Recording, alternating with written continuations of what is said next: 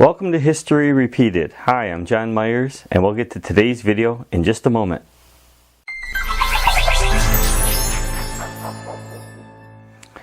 On History Repeated, we try to upload videos of interest to you so that you'll want to tell other people about them. That's the best way for history to be repeated. If you haven't already, please take a second and subscribe to this channel so that you'll know when new videos are uploaded that are of interest to you. And like this video.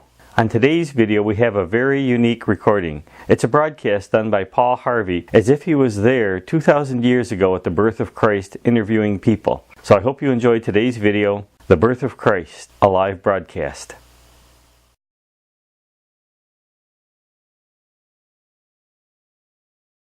Under most extraordinary circumstances. An infant son weighing 9 pounds 18 ounces was born to Mary and Joseph of Nazareth. The parents are both distantly related to King David. The question on everybody's lips is Israel again to have a king? The infant named Jesus is reported doing well. A series of mysterious coincidences lent credence to the theory that this may be the miracle baby, the one predicted by such prophets as Isaiah and Micah, Zechariah and Daniel. 4 shepherds of the house of Benjamin and Judah report that they were watching over their flocks in nearby hills when they say they saw an angel. John of the house of Judah, their spokesman, says, quote, "I had just found this stray in a crevice. I was carrying the sheep in my arms. It was about 7:30. I returned to the others by the fire, and that's when we were surrounded by this light." Now the shepherds seem unable to describe the angel. One of them calls it a bright light over against the hill. Another says, "All I know is we were in the presence of God. I fell to the ground and hid my eyes from the glare." And then the shepherds relate this angel advised them not to be afraid, told them that a Savior had been born in the city of David, that they'd find him lying in a manger. The shepherds say these remarks were accompanied by a chorus of what they call magnificent music, although they saw no singers. The shepherds then tell of following a star to Bethlehem, where they found the parents and the baby in a stable. The parents, en route to pay their taxes, were unable to find lodging. The birth took place in a manger in a stable in back of the Bethlehem Inn. Innkeeper Ahab Debul said every room had been reserved for weeks. It was a rough day, those Roman soldiers all over the place.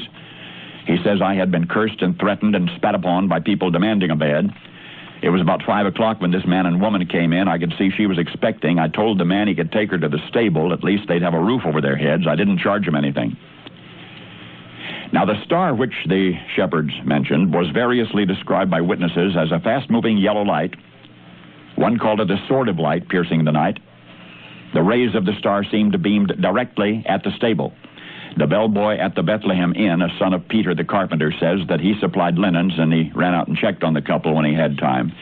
There's also a report that his brother John miraculously recovered from leprosy that night, but that's unconfirmed.